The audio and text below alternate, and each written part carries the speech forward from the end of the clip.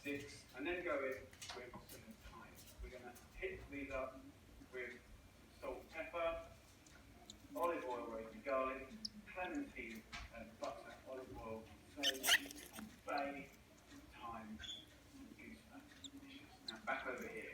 While these little bad boys are steaming hot, right, we need to chop them, scratching and scraping the edge.